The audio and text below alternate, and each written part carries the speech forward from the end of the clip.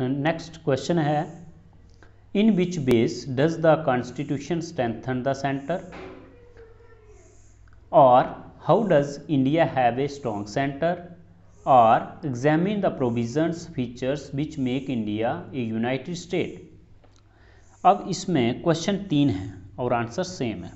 कहने का मतलब इन विच बेस, अब क्वेश्चन इस तरह से हो सकता है, in which base does the constitution strengthen the centre, किस तरीके से कॉन्स्टिट्यूशन ऑफ इंडिया का सेंटर को मीन सेंट्रल गवर्नमेंट को मजबूत बनाता है, और how does India have a strong centre, जा कि किस तरह से इंडिया ने सेंट्रल गवर्नमेंट को स्ट्रांग बनाया हुआ है, और examine the provisions features which make India a united state, वो प्रोविजंस और फीचर्स को एग्जामिन करो जो इंडिया में यूनाइटेड स्टेट को दर्शाता है कि इंडिया में यूनाइटेड स्टेट है इंडिया, ये क्वेश्चन है।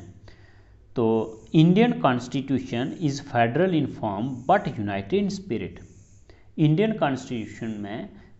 कॉन्स्टिट्यूशन जो है वो फेडरल इन फॉर्म है, मतलब शक्ल से तो फेडरल है, but nowhere has been written in Indian constitution that India is a federal. ऐसा कहीं लिखा भी नहीं है, लेकिन फीचर से पता चलता है कि इंडिया फेडरल है या यूनाइटरी है। Indian constitution is federal in form but United in spirit, spirit से यूनाइटरी है और फॉर्म से शक्ल से तो फेडरल लगती है।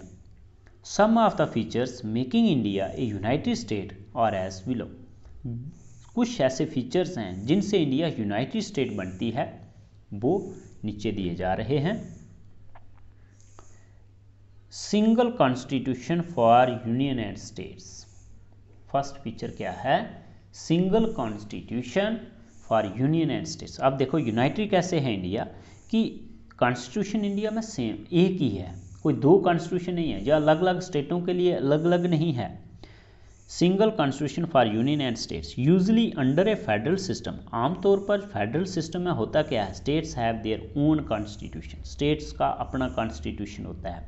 एग्जाम्पल के तौर पर जैसे यूएसए है, अमेरिका है, अमेरिका में पूरी तरह से फेडरलिज्म है, तो फेडरलिज्म में वहाँ पे स्टेट्स की पावरें अलग हैं, सेंटर की अलग हैं, और सेंट्रल गवर्नमेंट का कॉन्स्टिट्यूशन अलग से है और स्टेटों का अलग से है। But in India there is only a single constitution for union and states. India में सिंगल कॉन्स्टिट्यूशन है सेंट्रल गवर्नमेंट के लिए और स्टेट गवर्नमेंट्स के लिए एक ही है, but the Indian constitution gives powers for both centre and states, और इंडियन कॉन्स्टिट्यूशन जो है वो दोनों को पावरें देता है, सेंट्रल गवर्नमेंट को भी और स्टेट गवर्नमेंट को भी।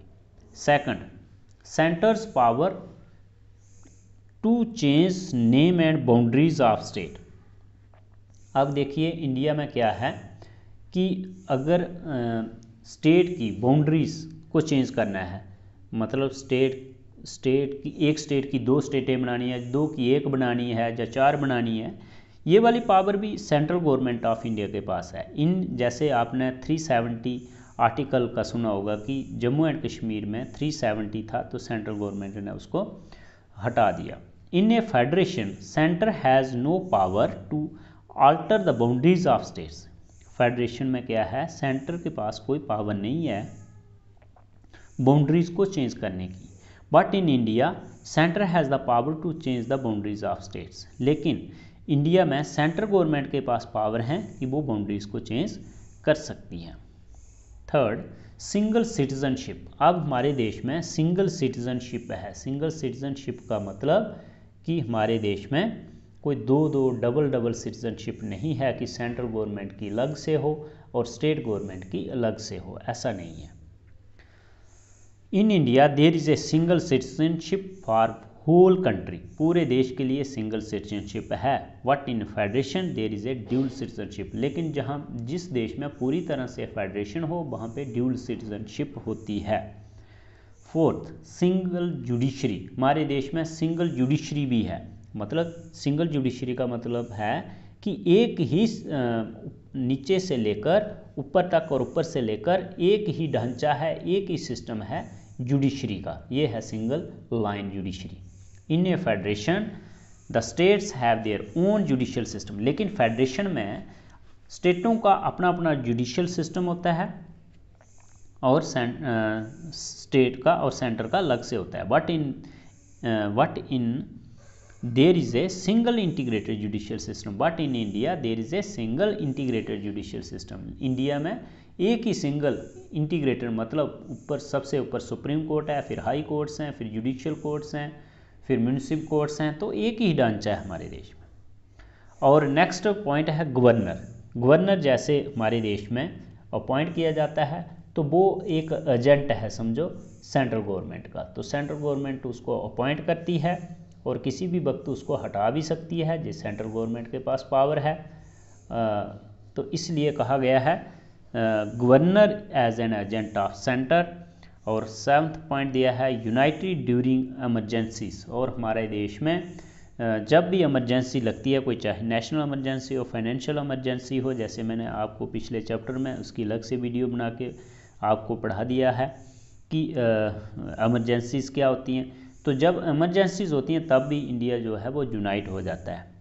इसके अलावा भी जैसे हमारे देश में सेंट्रल गवर्नमेंट सर्विसेज हैं, IAS या IPS IFS की जो पोस्टें निकलती हैं वो भी सेंट्रल गवर्नमेंट की निकलती हैं, और वो ही IAS IPS ऑफिसर जो हैं वो स्टेटों में भी काम करते हैं, वो भी एक यूनाइटेड फीचर है। तो इस तरह से हमारे देश में मिली जुली है। ये दोनों वीडियो आप देख सकते हैं, अंडरस्टैंड कर सकते हैं, और इनको शेयर करो और सब्सक्राइब कर दो चैनल को, क्योंकि आपको नई नई वीडियोस मिलती रहें।